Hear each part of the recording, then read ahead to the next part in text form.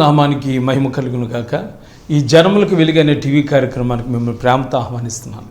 ఈ కార్యక్రమం ఆత్మీయ జీవితాలకు ఆశీర్వాదకరంగా ఉందని, మీరు చేస్తున్న ఫోన్ కాల్స్ని బట్టి, మీరు పంపిస్తున్న SMS-ని బట్టి మేము ఎంతగానో దేవుని స్తుతిస్తున్నాం. ప్రియులారా, ఈ సమయంలో ఇర్మియా గ్రంథము 17వ అధ్యాయము 7వ వచనం, యెహోవాను నమ్ముకున్నవాడు ధన్యుడు, యెహోవా వానికి ఆశ్రయముగా ఉండును, వాడి జలముల యొద్ద నాటబడిన చెట్టు వలె ఉండును, అది కాలువల వారను దాని వేళ్ళు తన్నును, వెట్ట కలిగినను దానికి భయపడదు, దాని ఆకు పచ్చగా ఉండును, వర్షం లేని సంవత్సరంలో చింతనందదు, కాపు మానదు. దేవునికి మహిమ కలుగును గాక. ప్రియమైన దేని బిడ్డలారా, మీకు ఒక శుభార్త. ఈ 2026 సంవత్సరంలో దేవుడు మీకు ఇస్తున్నటువంటి వాగ్దానం, నీవు జలముల యొద్ద నాటబడిన చెట్టు వలె ఉండబోతున్నావు. దేవునికి మహిమ కలుగును గాక. నువ్వు అనుకోవచ్చు, ఇంతవరకు నా జీవితంలో ఫలింపు లేదు, నా జీవితం ఆశీర్వాదం లేదు, నా జీవితంలో సంతోషం లేదు, నా జీవితంలో అభివృద్ధి లేదని నువ్వు అనుకోవచ్చు. సోదరి సహోదరుడా, ప్రభువారు చెప్తున్నటువంటి మాట, ఈ 2026 సంవత్సరాలు ఇస్తున్న ఈ వాగ్దానము, నీవు జలముల యొద్ద నాటబడిన చెట్టు వలె ఉండబోతున్నావు. దేవుడు అలాగ చేయబోతున్నాడు. అలాంటి ఆశీర్వాదము దేవుడు ఇవ్వబోతున్నాడు. ఎవరు జలముల యొద్ద నాటబడిన చెట్టు వలె ఉంటారు అంటే, మనకి ఆ మొదటి వాక్యంలో మనకు కనిపిస్తుంది, యెహోవాను నమ్ముకున్నవాడు ధన్యుడు, యెహోవా వానికి ఆశ్రయముగా ఉంటాడు. ప్రియులారా, దేవుని నమ్ముకుంటే నీ జీవితం ధన్యమైపోతుంది. నీ జీవితం ఒక రీతిగా మారిపోతుంది. దేవుని బిడ్డ, దేవుని నమ్ముకుని దేవుడి మీద ఆధారపడితే, ఆయన మార్గంలో నువ్వు నడుచుకుంటే తప్పనిసరిగా నువ్వు ఫలిస్తావు, నువ్వు అభివృద్ధిలోకి వస్తావు, నీ పరిస్థితులన్నీ మారిపోతాయి. దేవునికి మహిమ కలుగును గాక. అందుకనే యోబు గ్రంథంలో ఒక చక్కటి మాట మనకి కనిపిస్తుంది. ప్రియులారా, యోబు గ్రంథం 11వ అధ్యాయంలో ఆయన అంటాడు, 15వ వచనంలో, నిత్యముగా నిర్దోషమై నీవు సంతోషిస్తావు, నిర్భయుడివై నీవు స్థిరపడి ఉందువు, నిత్యముగా నీ దుర్దశను మర్చిపోతావు. దేవునికి మహిమ కలుగును గాక. ప్రియులారా, నీ దుర్దశ నువ్వు మర్చిపోతావట. దేవునికి మహిమ కలుగును గాక. ఎంతవరకు నువ్వు అనుకోవచ్చు, నా దశ బాగలేదండి, నా స్థితిగతులు బాగలేదండి, ఏమిటో నా జీవితం ఇలాగ అయిపోయింది, నా కుటుంబం ఇలాగ అయిపోయింది, నా బ్రతికి ఇలాగ అయిపోయింది అని అనుకుంటావు. కానీ ప్రభు చెప్తున్న మాట ఏంటో తెలుసా, నీ దుర్దశను నువ్వు మర్చిపోతావు. స్తోత్రం కలుగును గాక. అంటే నీ యొక్క దుఃఖ దినాలు, నీ కష్ట దినాలు, నీ నుట్టీర్పు విడుస్తున్న ఈ దినాల వరకు దేని బిడ్డ ఎంతో దుఃఖంతో ఈ జీవితాన్ని వెళ్ళబుచ్చావు, ఈ కాలాన్ని వెళ్ళబుచ్చావు. కానీ ఈ రోజు నుంచి నువ్వు దేవునితో తిరిగితే, నువ్వు దేవుణ్ణి నమ్ముకుంటే, నువ్వు దేవుడి మీద ఆధారపడితే, నీ దుర్దశను నిత్యముగా నువ్వు మర్చిపోతావు. అంటే నీ జీవితంలో అలాంటి పెనుమార్పులు దేవుడు జరిగించి నిన్ను, నీ కుటుంబాన్ని ఆశీర్వదిస్తాడు. దేవునికి మహిమ కలుగును గాక. అందుకే చెప్తున్నాడు, ఈ సంవత్సరంలో నీకు ఇచ్చే వాగ్దానము, నీవు జలముల యొద్ద నాటబడిన చెట్టు వలె నువ్వు ఉండబోతున్నావు. దేవుడు అట్టి కృప నీ మీద కుమ్మరించి నిన్ను అలా లేవనెత్తబోతున్నాడు. దేవునికి మహిమ కలుగును గాక. అందుకే ఇక్కడ అన్నాడు, యెహోవాను నమ్ముకున్నవాడు ధన్యుడు, యెహోవా వానికి ఆశ్రయముగా ఉండును, వాడు జలముల యొద్ద నాటబడిన చెట్టు వలె ఉంటాడు. ప్రియులారా, నువ్వు దేవుణ్ణి నమ్ముకుంటే దేవుడు నీకు ఎలా ఉంటాడు తెలుసా, ఆశ్రయముగా ఉంటాడు. దేవునికి మహిమ కలుగును గాక. నీకు ఆధారం అయిపోతాడు, నిన్ను బలపరుస్తాడు, నీకు తోడై ఉంటాడు, నువ్వెక్కడికి వెళితే అక్కడ నిన్ను కాపాడుతూ ఉంటాడు. దేవునికి మహిమ కలుగును గాక. ప్రియులారా, ఆదికాండములో మనం చూడగలిగితే యాకోబుతో దేవుడు అదే చెప్పాడు. యాకోబు ఒంటరిగా వెళ్ళిపోతున్నాడు. ప్రియులారా, తన మామగారు దేశం వెళ్ళిపోతున్నాడు, హారాన్లో. ప్రియులారా, హారానికి ప్రయాణం చేస్తున్నాడు. ఆ వెళ్తున్న సమయంలో ఆ రాత్రి బైర్షెబా ప్రాంతంలో, ప్రియులారా, ఆ రాత్రి ఒక రాయిని తలగడగా చేసుకుని నిద్రపోతున్నప్పుడు దేవుడు ఆయనతో మాట్లాడాడు. ఒక నిచ్చెన మీద ఈ భూమి నుండి ఆకాశంను కొన, ప్రియులారా, నిచ్చెన కొన అంటుకున్నట్లుగా అంత ఎత్తులో ఉండగా పైనుండి దేవుడు మాట్లాడుతున్నాడు. ఇదిగో నీ తండ్రి దేవుడును, అబ్రహాం దేవుడును, ఇస్సాకు దేవుడును, భయపడొద్దు, నీ వెళుతున్న దేశానికి నేను క్షేమంగా తీసుకెళ్ళి మరలా నేను క్షేమంగా తీసుకుని వస్తాను, నేను నీతో చెప్పినది నెరవేర్చే వరకు నేను విడువను అని చెప్పినటువంటి గొప్ప దేవుడు. నీకు ఆ రీతిగా దేవుడు ఆశ్రయం ఉంటాడు. నువ్వు ఎక్కడికి వెళ్ళినా, ఏ పని చేసినా, ఏ స్థలంలో ఉన్నా దేవుడు నీకు ఆశ్రయంగా ఉంటాడు, నీకు తోడై ఉంటాడు. ప్రియమైన దేవుని బిడ్డ, అందుకనే యెహోవాను నమ్ముకున్నవాడు ధన్యుడు, యెహోవా వానికి ఆశ్రయముగా ఉంటాడు. దేవునికి స్తోత్రం కలుగును గాక. దేవుని బిడ్డ, నీకు తోడుగా ఉంటాడు. ఆపదలో, కష్టములో, శ్రమలలో నలిగిపోతున్నా సరే ప్రియులారా దేవుడు తోడుకుంటాడు. యెషయా గ్రంథం 54:10 కూడా చెప్తాడు, పర్వతంలో తొలగిపోయినా మెట్టలు తత్తరిల్లిన నా కృప నిన్ను విడిచిపోదంటాడు. దేవునికి మహిమ కలుగును గాక. ఒకసారి మనం యెషయా గ్రంథం 54 అధ్యాయం కూడా ప్రియులారా మనం చూద్దాము. 54 అధ్యాయంలో ఒక చక్కటి మాట మనకి కనిపిస్తుంది. 11వ వచనంలో మొక్క చూస్తే, ప్రయాసపడి గాలివాని చేత కొట్టబడి ఆదరణ లేక ఉన్నదానా, నేను నీలాంజనంతో నీ కట్టడమును కట్టుతును, నీ నీలములతో నీ పునాదులు వేస్తాను, మాణిక్య మనులతో నీ కోట కొమ్ములను కడతానంటున్నాడు. స్తోత్రం కలుగును గాక. దేని బిడ్డలారా ఇక్కడ చూడండి, మొట్టమొదటి వచనంలో మనం చూసుకుంటే 10వ వచనంలో, పర్వతాలు తొలగిపోయినా మెట్టలు తత్తరిన నా కృప నిన్ను విడిచిపోదు. ప్రయాసపడి గాలివాని చేత కొట్టబడి ఆదరణ లేక ఉన్నదానా, నేను నీలాంజనంతో నీ కట్టడాన్ని కడతాను. ఇంతవరకు నువ్వు ప్రయాసపడిపోతున్నా, శ్రమలు శోధనలు ఒకదాని వెంబట నేను తరుగుతూనే ఉన్నాయి. నీకు నెమ్మది లేదు, మనశ్శాంతి లేదు, క్షేమం లేదు. ప్రియులారా ఎక్కడ చూసినా నువ్వు భయపడుతూనే బ్రతుకుతున్నావు. ఎక్కడ నెమ్మది లేదు. ఎవరిని ఆశ్రయిందామన్నా సరే ఆ ఆశ్రయం నీకు ఆధారం కలగచేయట్లేదు, నీకు ధైర్యాన్ని ఇవ్వట్లేదు. కానీ దేవుడు చెప్తున్నాడు, అలాంటి పరిస్థితిలో ప్రయాసపడి గాలివాన చేత కొట్టబడి ఆదరణ లేక ఉన్నదానా, నేను నీలాంజంతో నీ కట్టడాన్ని కడతాను, నీలములతో నీ పునాదులు వేస్తాను, మాణిక్య మనులతో నీ కోట కొమ్ములను, సూర్యకాంతములతో నీ గుమ్మములను, ప్రశస్తమైన రత్నములతో నీకు సరిహద్దులు ఏర్పరుస్తాను. నీ పిల్లలందరూ యెహోవా చేత ఉపదేశం పొందుతారు, నీ పిల్లలకు అధిక విశ్రాంతి కలుగును. నీవు నీతిగల దానిపై స్థాపింపబడతావు, భయపడనక్కర్లేదు, బాధించువారు నీకు దూరముగా ఉంటారు. స్తోత్రం కలుగును గాక. భయపడక్కర్లేదు అంటున్నాడు. దేవునికి స్తోత్రం. ఈరోజు వరకు నువ్వు ఏ భయంతో ఉన్నావో దేవుడు అన్నాడు, భయపడక్కర్లేదు నువ్వు. ఇంకా ఆ భయము, భీతి నీకు దూరం అయిపోతుంది. స్తోత్రం కలుగును గాక. ఎందుకంటే దేవుడు నీకు ఆశ్రయంగా ఉంటాడు, దేవుడు నిన్ను ఆదుకుంటాడు, దేవుడు నిన్ను బలపరుస్తాడు, దేవుడు నీకు ఆశ్రయపురముగా ఉంటాడు. దేవునికి మహిమ కలుగును గాక. ఆపత్కాలంలో ఆయన నమ్ముకొనదగిన సహాయకుడు యేసుప్రభు వారు. సోదరి సహోదరుడా, నీవు దేవునితో తిరగాలి. అందుకే అన్నాడు, దేవుని నమ్ముకునేవాడు ధన్యుడైపోతాడు, యెహోవా వానికి ఆశ్రయముగా ఉంటాడు. ఈ రోజు నుంచి దేవుడు నీకు ఆశ్రయంగా ఉంటాడు. దేవుడు నీకు ఆశ్రయంగా ఉన్నప్పుడు నువ్వు ఎలా ఉండో తెలుసా? జలముల యొద్ద నాటబడిన చెట్టు ఎలాగైతే పచ్చగా ఉంటుందో, ఎలాగైతే ఏపుగా పెరుగుతుందో, ఎలాగైతే చక్కటి పువ్వులు పుష్పాలు పుష్పించి కాయలు ఫలాలతో ఉంటుందో, అదే రీతిగా నీ జీవితం ఫలభరితముగా ఆశీర్వాదకరంగా, నీ జీవితం నీకే ఆనందాన్ని కలిగజేసే రీతిగా దేవుడు నిన్ను ఫలింపజేస్తాడు. దేవునికి మహిమ కలుగును గాక. సహోదరి సహోదరుడా, ఈ యొక్క 2026 సంవత్సరంలో దేవుడు నీకు ఈ యొక్క వాగ్దానంతో నిన్ను స్థిరపరచబోతున్నాడు, నిన్ను బలపరచబోతున్నాడు, నిన్ను దీవించబోతున్నాడని ప్రభు పేరట మీకు తెలియపరుస్తున్నాను. ఇంకొక వాక్యాన్ని మనం చూడగలిగితే యెషయా గ్రంథము 58వ అధ్యాయాన్ని కూడా ఒక్కసారి మనం చూద్దాం ప్రియులారా. యెషయా గ్రంథము 58వ అధ్యాయము 11వ వచనం, యెహోవా నిన్ను నిత్యము నడిపించును, క్షామకాలమునైన నిన్ను తృప్తిపరిచి నీ ఎముకలను బలపరచును, నీవు నీరు కట్టిన తోటవలెను, ఎప్పుడు ఉబుకుచుండు నీటి ఊటవలే ఉండేదు.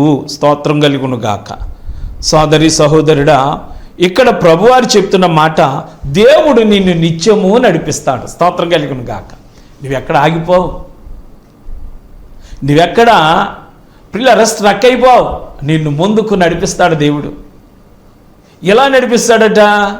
యెహోవా నిన్ను నిత్యము నడిపించును. స్తోత్రం కలుగును గాక. ప్రియులారా, నిన్ను నిత్యము నడిపించే దేవుడు నీకు తోడై ఉన్నాడు, నిన్ను ఆదరిస్తాడు.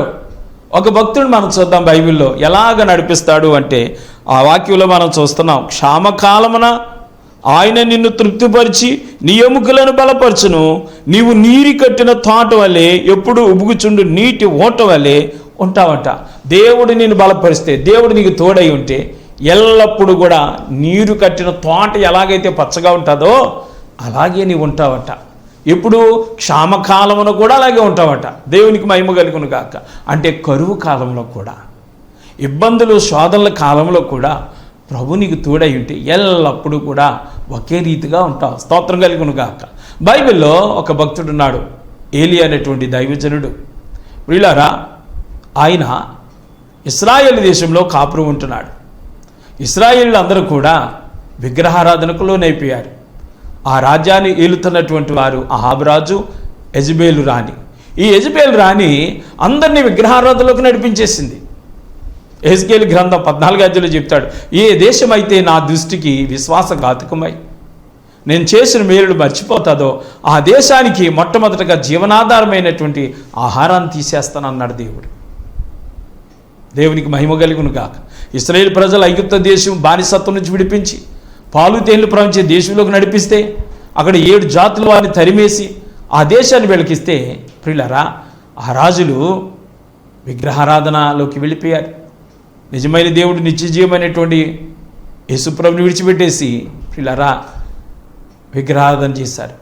అందుకనే దేవుడికి ఉగ్రత వచ్చి, కోపం వచ్చి ఆ దేశంలో 3.5 సంవత్సరాల వర్షం పడదు అని చెప్పి తన భక్తుడి చేత ప్రవచించాడు. స్తోత్రం కలుగును గాక. అయితే మరి ఈ భక్తుడు కూడా కరువే కదా. అలాంటి సమయంలో దేవుడు అన్నాడు, ఏలియా, నువ్వు కెరీతు వాగు దగ్గర దాగి ఉండు, నేను నీకు అక్కడికి కాకోలముల చేత ఉదయము సాయంకాలం నీకు భోజనం పంపిస్తానన్నాడు. దేవునికి మహిమ కలుగును గాక.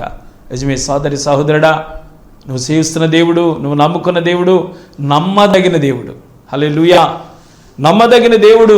ఆయన ఎన్నడూ కూడా మాట తప్పనివాడు. భూమి ఆకాశం సృజించిన వాడు ఆయన వెన్నడు మాట తప్పనివాడు. సోదరి సహోదరుడా, నువ్వు ఎలాంటి పరిస్థితిలో ఉన్నా నిన్ను కాపాడుతాడు, నిన్ను దీవిస్తాడు, నిన్ను పోషిస్తాడు. ప్రియులారా, ఆ కరువు కాలంలో ఏలియాను అద్భుతంగా పోషించాడు. ఉదయము కాకులు రొట్టె తీసుకొచ్చే కాకులు రొట్టె తీసుకొస్తున్నాయి, మాంస ముక్కలు తీసుకొచ్చే కాకులు మాంస ముక్కలు తీసుకొస్తున్నాయి. ఉదయం భోజనం చేస్తున్నాడు. ఆ కెరీతు వాగు దగ్గర నీళ్లు ఉంటే ఆ వాగు నీరు తాగుతున్నాడు. ఉదయం సాయంకాలం కూడా కాకులు ఆజ్ఞాపించాడేమో కాకులు పట్టుకొచ్చి వేస్తున్నాయి, శుభ్రంగా తింటున్నాడు. కొన్నాళ్ళకి పిల్లరా ఆ కెరీతు వాగు దగ్గర నీరు ఎండిపోయిందండి, వాగు ఎండిపోయింది. ఆ సమయంలో దేవుడు మరలా తన వాక్కు ప్రత్యక్షతో ఏలితో మాట్లాడాడు, నీవు సారేపత్ అనే పట్టణానికి వెళ్ళు, అక్కడ ఒక విధవరాల చేత నేను పోషిస్తాను. హల్లెలూయా. దేవుడు ఎంత నమ్మదగిన వాడండి. సోదరి సహోదరుడా, నీ జీవితంలో పరిస్థితులన్నీ తారుమారైపోయి ఉండొచ్చు, నీ స్థితిగతులు ఎండిపోయి ఉండొచ్చు, నీకు వచ్చే ఆదాయం ఆగిపోయి ఉండొచ్చు, నీ పాడి పంట ఆగిపోయి ఉండొచ్చు. కానీ ప్రభుని నమ్ముకున్నవాడు నిత్యము నడిపించబడతాడు, నిత్యము కాపాడబడతాడు, నిత్యము పోషించబడతాడు, నిత్యము దీవించబడతాడు. నిన్ను నిత్యము ఆయన నడిపించే దేవుడై ఉన్నాడు. దేవునికి మహిమ కలుగును గాక. అందుకే ఇక్కడ అంటున్నాడు, పిల్లరా, క్షామకాలమున ఆయన నిన్ను తృప్తిపరిచి నీ ఎముకలను బలపరచును. క్షామమైన, కష్టమైన, ఇరుకైనా, శోధనైనా, ఇబ్బంది అయినా, కరువైనా, ఉగ్రతైనా, దేని బిడ్డ, దేవుని యొక్క ప్రేమ నిన్నెన్నడు కూడా విడిచిపెట్టదని ప్రభు పేట మనం చేస్తున్నాం. దేవుని యొక్క ప్రేమ నిన్నెన్నడు కూడా విడిచిపెట్టదు. స్తోత్రం కలుగును గాక. అందుకే పౌలు అంటాడు, క్రీస్తు ప్రేమ నుండి మనలను ఎడబాపు వాడెవడు? శ్రమైనా, నిందైనా, బాధైనా, కరువైనా, ఖడ్గమైన, వస్త్రహీనతైనా ఏదైనా కూడా యేసయ్య ప్రేమలో నుంచి నిన్నేది కూడా వేరు చేయలేదు. ఆయన ప్రేమమయుడు. తన ప్రేమ చేత నిన్ను కప్పుతాడు, తన ప్రేమ చేత నిన్ను పోషిస్తాడు, తన ప్రేమ చేత నిన్ను బలపరుస్తాడు. అందుకంటాడు, అడవిలో సింహం పిల్లలు లేమి కలిగి ఉండొచ్చేమో కానీ నన్ను నమ్ముకున్న వారికి ఏ మేలు కొదువై ఉండదో. స్తోత్రం కలుగును గాక. సోదరి సహోదరుడా, ప్రభుని నువ్వు నమ్ముకుంటే సింహపిల్లలు లేమి కలిగి ఉండొచ్చేమో కానీ నువ్వు ఆయన నమ్ముకుంటే నీకు లేవంటూ రానివ్వడు, నీకు సమృద్ధి నింపుతాడు. నీ త్రోవని మీద ప్రియులారా తన వెలుగును ప్రసరింపజేస్తాడు. నువ్వు వెళుతుండగా ద్వారాలు తెరుస్తూ ఉంటాడు, నువ్వు వెళుతుండగా డోర్స్ ఓపెన్ చేస్తూ ఉంటాడు. దేవునికి మహిమ కలుగును గాక. అందుకనే దేవుని బిడ్డ, నీ ఎదుట ఎవ్వడు తలుపు వెయ్య నేరడు అంటాడు. స్తోత్రం కలుగును గాక. ఆయన తెరిచిన తలుపులు నీ జీవితంలో ఎవడు కూడా ముయ్యలేడు. స్తోత్రం కలుగును గాక. దేవుడు కనుక నేను దీవిస్తే, దేవుడు కనుక నీకు ద్వారం తెరిస్తే, దేవుడు కనుక నీకు తోడై ఉంటే నువ్వు మూయబడిన తలుపులు ప్రియులారా నీ ఎదుటి తెరుచుకుంటాయి, ఎవ్వడు మూయలేడు. స్తోత్రం కలుగును గాక. అందుకనే క్షామ కాలంలో, కరువు కాలంలో ఏలియాను పోషించిన దేవుడు నిన్ను పోషిస్తాడని ప్రభుపేట మనం చేస్తున్నాం. ఈరోజు శ్రమలు గుండా వెళ్తున్నా, బాధలు గుండా వెళ్తున్నా, వస్త్రహీనతలో, కరువులో, ఖడ్గంతో అనేకమైన శ్రమలు నీకు నీ మీదకు చుట్టుముడుతున్నా, ప్రభు వాక్యం సెలవిస్తుంది, క్రీస్తు ప్రేమలోంచి ఏది కూడా నిన్ను వేరు చేయలేదు. దేవుని ప్రేమ నిన్ను కమ్ముకుంటుంది, దేవుని ప్రేమ నిన్ను కాపాడుతుంది. అందుకే పౌలు అంటాడు, దేవునిలో మాకు శ్రమలు ఎలాగైతే విస్తరిస్తున్నాయో దేవుని యొక్క ఆదరణ కూడా మమ్మల్ని ఆదరిస్తుంది. స్తోత్రం కలుగును గాక. ఈరోజు శ్రమలు గుండా, శోధనలు గుండా, కష్టాలు గుండా కొట్టబడుతున్నావేమో సహోదరుడా, అదే రీతిగా దేవుని యొక్క ఆదరణ, దేవుని యొక్క సన్నిధి, దేవుని యొక్క క్షేమము, దేవుని యొక్క కృప నిన్ను, నీ కుటుంబాన్ని వెంబడిస్తాదని ప్రభు పేట మనం చేస్తున్నాం. నిన్ను ఎన్నడూ కూడా విడిచిపెట్టాడు. ప్రియులారా, ఏలియాను అద్భుతంగా సారెపతి విధవరాల చేత ఆ 3.5 సంవత్సరం కరువు కాలంలో పోషించిన దేవుడు. అందుకే దేవుని బిడ్డ, నిన్ను ప్రేమిస్తున్న దేవుడు నిన్నెన్నడూ కూడా చెయ్యి విడవడు. నిన్ను కాపాడే దేవుడు నీ చెయ్యి అన్నడు కూడా విడిచిపెట్టడని ప్రభు పేరట మీకు మనం చేస్తున్నాను. దేవునికి స్తోత్రం కలుగును గాక. అందుకే అన్నాడు, నీవు నీరు కట్టిన తోట వల్లే ఉంటావు, ఎప్పుడు ఉబుగుచుండు నీటి ఓట వల్లే ఉంటావు అని దేవుని యొక్క వాక్యము నీతో మాట్లాడుచున్నది. స్తోత్రం కలుగును గాక. సోదరి సహోదరుడు, ఇంకొక మాట మనం చూడగలిగితే ఓషియా గ్రంథం 14వ అధ్యాయము 5వ వచనంలో ఒక చక్కటి మాట మనకి కనిపిస్తుంది. చూద్దాం. చెట్టునకు మంచు ఉన్నట్లు నేను అతను కుందును, తామర పుష్పం పెరిగినట్లు అతడు అభివృద్ధి నందును, లెబానోను పర్వతము దాని వేళ్లు తన్నునట్లు వారు తమ వేళ్లు తన్నుదురు, అతని కొమ్మలు విశాలముగా పెరుగును, ఉలివ చెట్టునకు కలిగినంత సౌందర్యము అతని కలుగును. దేవునికి స్తోత్రాలు. ప్రియులారా, దేవుడు గనక నీకు ఆశ్రయంగా ఉంటే, దేవుడు నీకు తోడై ఉంటే, ఇక్కడ అంటున్నాడు, చెట్టుకు మంచు ఉన్నట్లు నేను అతనుకుంటాను, తామర పుష్పం పెరిగినట్లు అతడు అభివృద్ధిలోకి వస్తాడు. స్తోత్రం కలుగును గాక.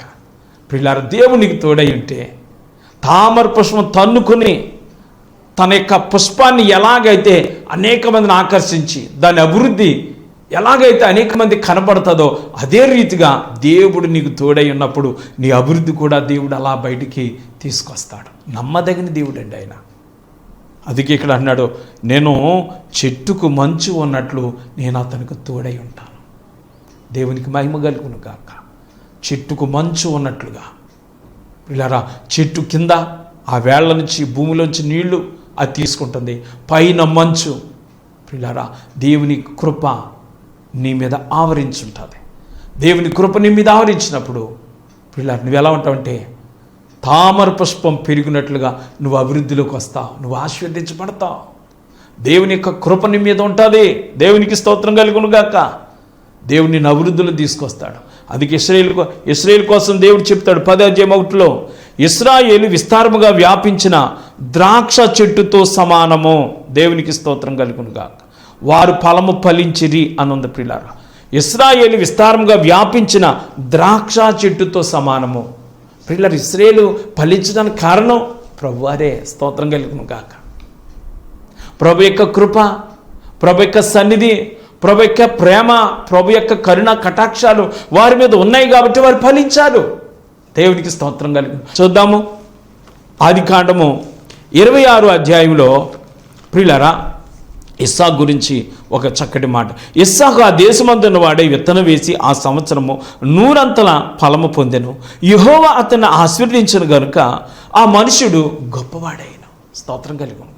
దేవుడు అతను ఆశీర్వదించాడు కాబట్టి ఆ మనుషుడు గొప్పవాడయ్యాడు. కీర్తనలో చెప్తాడు, తూర్పు నుండి పడమ నుండి హెచ్చగలదు, అరణ్యం నుండి హెచ్చగలగదు, ఆయన ఒకరిని హెచ్చించును, ఒకరిని తగ్గించును. అంతే. హల్లెలూయా. ప్రియమైన దేని బిడ్డలారా, ఇస్సాకట దేవుడు తోడుగా ఉన్నాడు కాబట్టి ఆ సంవత్సరం 100 ఫలించాడట. దేవునికి మహిమ కలుగును గాక. యెహోవా అతను ఆశీర్వదించను కనుక ఆ మనుషుడు గొప్పవాడైను. అతను మిక్కిలి గొప్పవాడగు వరకు క్రమక్రమంగా అభివృద్ధి పొందుచూ వచ్చెను. అతని గొర్రెలాస్తియు గొడ్లాస్తియు దాసులు గొప్ప సమూహం కలిగినందున ఫిలిష్తీయులు అతని యందు అసూయపడిరి. దేవునికి మహిమ కలుగును గాక. ప్రియులారా, ఇస్సాకు దేవుడు తోడుగా ఉండటం ద్వారా అతడు ఫలించాడు. ఎలా ఫలించాడు? 100 ఫలించాడు.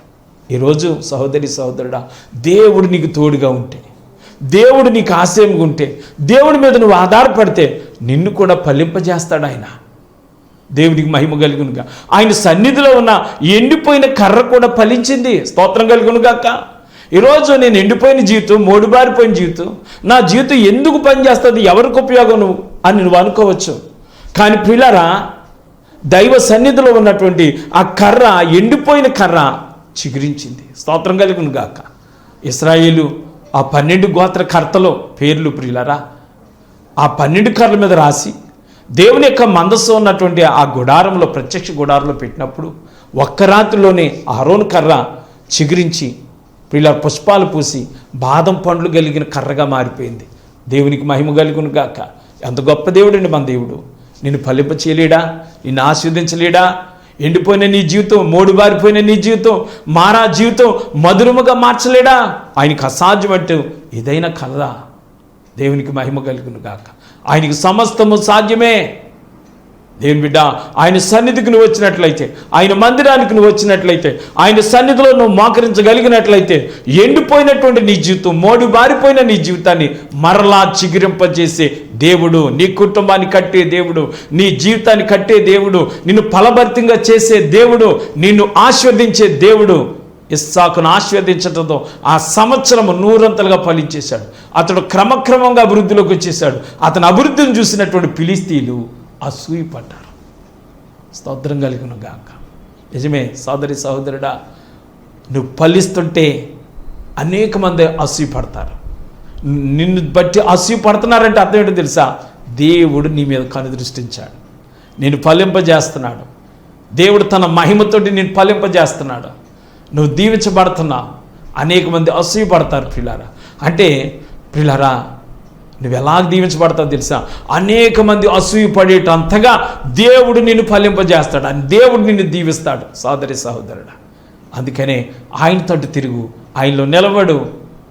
ఆయన అంటున్నాడు, చెట్టుకు మంచు ఉన్నట్లు నేను అతనికి తోడుగా ఉంటాను. లెబనాను పర్వతం దాన్ని వేళ్ళు తన్నునట్లుగా నువ్వు స్థిరంగా నిలబడతావు. నేను బలపరుస్తాడు, నిన్ను కాపాడుతాడు, నేను దీవిస్తాడు. దేవునికి మహిమ కలుగును గాక. అందుని బట్టి సహోదరి సహోదరుడా, నువ్వు ఫలిస్తావు. బైబిల్లో మనం చూసుకుంటే యేసేపు ఫలించాడు. యేసేపు గురించి ఉంది. ఆదికాండం 49:22లో ఒక చక్కటి మాట మనకి కనిపిస్తుంది ప్రియులారా. ఆదికాండం 49:22 యేసేపు ఫలించేడి కొమ్మ, ఓట యొద్ద ఫలించేడి కొమ్మ, దాని రెమ్మలు గోడ మీదకి ఎక్కి వ్యాపించెను. దేవునికి స్తోత్రం. ప్రియులారా, యేసేపు జీవితాన్ని మనం చూసినప్పుడు ఓట యొద్ద ఫలించాడు, అంటే దేవునిలో ఫలించే అనుభవం కలిగినటువంటి వాడు యేసేపు. ఎన్ని శ్రమలు ఆయన జీవితంలో రాలేదు, ఎన్ని శోధనలు రాలేదు ప్రియులారా. ఎప్పుడు కూడా ప్రభుకి వేరుగా ఆయన బ్రతకలేదు. స్తోత్రం కలుగును గాక. హల్లెలూయా. తన దర్శనాలు తన అన్నదమ్ములతో తండ్రితోటి పంచుకున్నప్పుడు వారు కూడా అసూయపడ్డారు. నువ్వు మాకు ఏలికగా ఉంటావా, నువ్వు అధికారిగా ఉంటావా అని చెప్పి హేళన చేశారు. ప్రియులారు, ఒకనొక దినం వచ్చినప్పుడు ప్రియులారు యేసేపును గుంటలో పాడేశారు. వీని కళ్ళేమైతే చూద్దాం, ఏం చేద్దాడో ఆయన గుంటలో పాడేసి చంపాలని చూశారు. కానీ ప్రియులారా, అద్భుతంగా తప్పించబడ్డాడు. ఐగుప్తులకి అమ్మివేయబడ్డాడు, బానిసకి అమ్మివేయబడ్డాడు. అక్కడ కూడా శ్రమలే, అక్కడ కూడా జైలు ఇనుమతను బాధ పెట్టింది. కానీ ప్రియులారా, ప్రభుని హత్తుకున్నాడు ఆయన. స్తోత్రం కలుగును గాక. శ్రమలలో ప్రభుతో ఉన్నాడు, శోధనలో ప్రభుతో ఉన్నాడు. కష్టకాలంలో ప్రభుని విడవలేదు, శోధన కాలంలో కూడా నమ్మకంగా ఉన్నాడు. ఆయన మీదకి ఎన్ని నిందలు వచ్చినా, ఎన్ని శ్రమలు ఆయన మీదకి వస్తున్నా, ఎన్ని శోధనలు వచ్చినా ఆయన విడవలేదు. దేవునికి మహిమ కలుగును గాక. అందుకంటాడు, నేను నమ్మిన వాడిని ఎరుగుదును కనుక నేను సిగ్గుపరచబడను అంటున్నాడు పౌలు గారు. దేవునికి మహిమ కలుగును గాక. సోదరి సహోదరుడా, నీ జీవితంలో అనేక శ్రమలు రావచ్చు, శోధనలు రావచ్చు, కానీ భయపడద్దు. రోమాపత్రిక 8:28 చెప్తాడు, దేవుని ప్రేమించే వారికి అనగా ఆయన సంకల్పం చొప్పున పిలవబడిన వారికి మేలు కలుగుటకై సమస్తము సమకూడి జరుగుతున్నవాడు. నీ జీవితంలో శ్రమ, శోధనలో, కీడులు, అలాగే అనేకమైన ఆశీర్వాదం, ఈ రెండు కలబోసి దేవుడు నీ జీవితంలో పంపిస్తూ ఉంటాడు. తుదకు నీకు మేలు చేయడానికే, తుదకు నిన్ను దీవించడానికే. సహోదరి సహోదరుడు, భయపడద్దు. కష్టకాలము, శ్రమకాలం, శోధన కాలంలో యేసేపు తన పవిత్రతను, పరిశుద్ధతను కాపాడుకున్నాడు. పరిశుద్ధంగా, నీతిగా బ్రతికాడు ప్రియులారా. అందుకనే దేవుడు అతన్ని ఆశీర్వదించాడు. దేవునికి మహిమ కలుగును గాక. నువ్వు దేవుని పట్ల భయభక్తులు కలిగి ఉండి నువ్వు నీతిగా బ్రతికితే ప్రభు అంటాడు, నీవు పవిత్రుడివై యథార్థవంతుడు అయితే నిశ్చయముగా ఆయన నీ యందు శ్రద్ధ నిలిపి నీ నీతికి తగినట్టుగా నీ నివాసస్థల వర్ధలతో అది మొదట నీ స్థితి కొద్దిగా ఉండినా తొదకును మహాభివృద్ధిలోకి వస్తావు. దేవునికి మహిమ కలుగును గాక. సోదరి సహోదరుడా, యేసేపు నీతిగా బ్రతికాడు, పరిశుద్ధంగా బ్రతికాడు. అతడు ప్రియులారా ఒక సమయం వచ్చింది, ఆ దేశానికి రాజుని చేసి దీవించాడు. దేవునికి మహిమ కలుగును గాక. చూసారా, యేసేపులో ఉన్న పరిశుద్ధాత్మ దేవుణ్ణి ప్రియులారా ఆ దేశపు అన్యరాజు గమనించగలిగాడు. అలాగే నీలో పరిశుద్ధాత్మ దేవుడు ఉంటే తప్పనిసరి నువ్వు ఫలిస్తావు. దేవుని కృప కాపుదలు ఉంటారు. దేవుని పట్ల భయభక్తులు కలిగి ఉంటే నువ్వు అంచెలంచెలుగా దీవించబడతావు. ఈ సంవత్సరంలో దేవునికి ఇస్తున్న వాగ్దానము, నీవు జలముల యొద్ద నాటబడిన చెట్టు వలె దేవుడు నిన్ను ఫలింప చేయబోతున్నాడు, నిన్ను ఆశీర్వదించబోతున్నాడు. యేసు ప్రభువారు తన కృప చేత నిన్ను బలపరచబోతున్నాడు. సోదరి సహోదరుడా, నువ్వు ఆత్మీయంగా, ఆర్థికంగా, మానసికంగా నువ్వు ఫలించాలని దేవుడు కోరుకున్నాడు. దేవుని కొరకు నమ్మకంగా నిలబడు. దేవుడు నీ ఆత్మీయ జీవితాన్ని ఫలింపజేస్తాడు. నీ ఆత్మీయ జీవితం ఫలిస్తే నీ చుట్టూ ఉన్న పరిస్థితులను కూడా ప్రియులారా మారిపోతాయి. నువ్వు దీవించబడతావు. జలముల యొద్ద నాటబడిన చెట్టు వలె నువ్వు ఉంటావు. నువ్వు దేవుని కొరకు నమ్మకంగా బ్రతుకు. ప్రభువారు నిన్ను దీవించబోతున్నాడు. ఆత్మీయంగా ఫలించబోతున్నావు, శారీరకంగా ఫలించబోతున్నావు. అన్ని విషయాల్లో దేవుని కృప నిన్ను ఆవరించి నిన్ను, నీ కుటుంబాన్ని ఈ సంవత్సరంలో దీవించబోతున్నాడు. దేవుడి ఈ మాటలో దీవించును గాక. ప్రార్థన చేసుకుందాం ప్రియులారా. పరిశుద్ధుడా, ప్రేమగల తండ్రి, మీ ఘనమైన నామానికి స్తుతులు, కృతజ్ఞత వందనాలు చెల్లించుకున్నాం. ఈ 2026 సంవత్సరంలో మీరు ఇచ్చిన ఒక గొప్ప వాగ్దానం బట్టి వందనాలు. నీవు జలముల యొద్ద నాటబడిన చెట్టు వలె ఉంటావు. ఈ వాగ్దానం ప్రభువా, ఈ ప్రార్థనలో ఏకీపిస్తున్న ప్రతి ఒక్కరిని తండ్రి వారిని ఫలించులా కృప దయచేయండి. ఈ వాగ్దానం వారికి సంప్రాప్తించేలాగా నీ కృప అనుగ్రహించండి తండ్రి. ఎవరైతే దేవా ఈ మాటలు వారి హృదయంలో పెట్టుకున్నారో, ఎవరైతే ఈ సంవత్సరంలో దేవా నీ యొక్క వాక్యానుసారంగా జీవించాలని, నీ సన్నిధిలో బ్రతకాలని, దేవా నీ తట్టు తిరగాలని దేవా వారి యొక్క జీవితాలు సమర్పించుకున్నారో, వారిని ఈ యొక్క వాక్య రీతిగా దేవా వారి జీవితాలు ఫలించులాగా, వారి ఉద్యోగమైన, వ్యాపారమైన, ఆత్మీయ జీవితమైన, సేవ అయినా ఏదైనప్పటికీ కూడా యేసుక్రీస్తు నామంలో వారు అభివృద్ధి పొందుదురుగాక, వారు ఫలించుదురుగాక.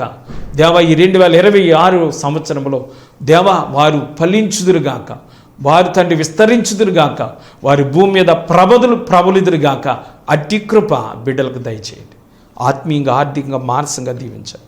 అలాగే ఈ జన్మలకు వెలుగనే టీవీ కార్యక్రమానికి స్పాన్సర్లుగా ఉన్న ప్రతి బిడ్డను దీవించమని నీకే మహిమ చెల్లిస్తూ ప్రార్థన యేసయ్య నామములో అడుగుచున్నాను పరమ తండ్రి, ఆమేన్. ప్రియమైన దేవుని బిడ్డలారా, ఈ యొక్క వాక్యం మిమ్మల్ని ఆత్మీయంగా బలపరిచినట్లయితే మీ స్పందన, మీ ప్రార్థన అవసరతలు మాకు తెలియపరచండి. మేము మీ కొరకు ప్రార్థన చేస్తాం. దేవుడు మిమ్మల్ని దీవించి ఆశీర్వదించును గాక. ఆమేన్.